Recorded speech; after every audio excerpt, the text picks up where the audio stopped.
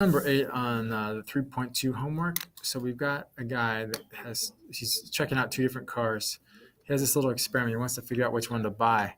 So he takes each car and he fills up with 10 gallons of gas, and he figures out how many miles he can drive on that 10 gallons. He does this 15 times for each car. So he's really into getting the best deal. So we just need to give us all this kind of summary data for the two different cars. So the first thing is the sample mean. Now, of course, you can calculate that by hand. It's only 15 values. Add them up and divide by 15, or you can use StatCrunch to do it. So here's all the data for car 1, all the data for car 2. And if you just go to summary stats and you want the mean, you select the two columns that we're interested in, and then you compute. So for car 1, we've got 247, and I think they want us to round to one decimal place, 0.5, and then car 2 is 249.3.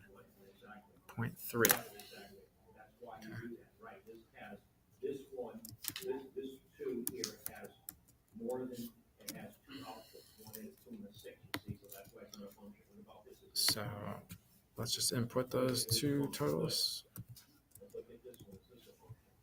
247.5 and 249.3, and check it. Okay.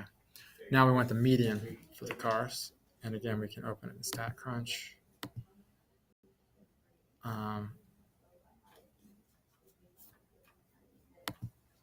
Summary stats, columns, but instead of selecting mean this time, we do median. Where's the median? There it is.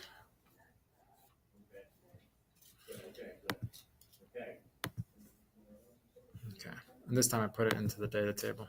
So 250 and 251. All right. 250 and then 251.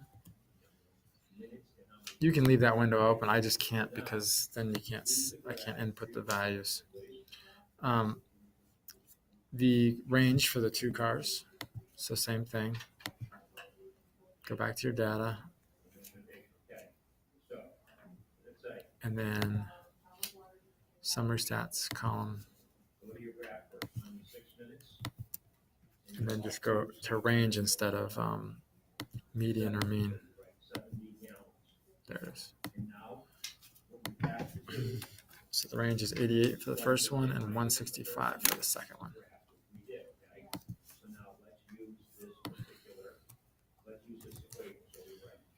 165.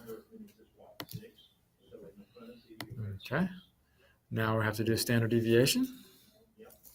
So again, it's the sample standard deviation. And if you've computed the formula, you know there's a slight difference. But the nice thing is in StatCrunch, standard deviation is just the sample standard deviation. You're almost always, for anything useful, computing the sample standard deviation. Okay, so car 1 has a standard deviation of 26.7 miles, and car 2 has 51.2.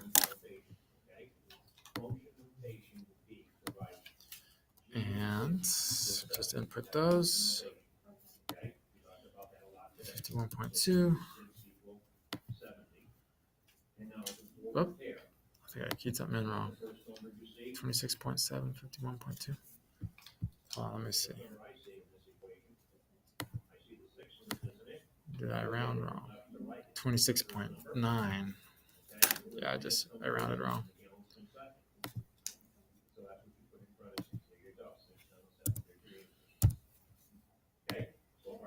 Okay, sorry about that.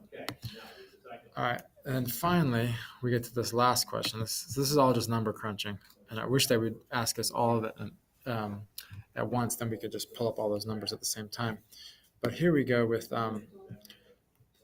they're asking, given all this summary data you have, which car would the customer buy?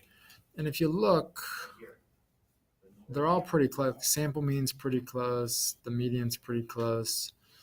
The range for the cars is a bit different, and that's because the standard deviation of the second car is much bigger. So um, between the two cars, I would say car two, just because on average they're pretty close, but you're gonna have a lot more variance in car two. So I'd say um, car one because it has a lower standard deviation. Hence, its gas mileage is more predictable. You kind of know what you're going to get on each drive. And we just check the answer, see if they like that. Okay, so that's that question. I hope that helps a little bit.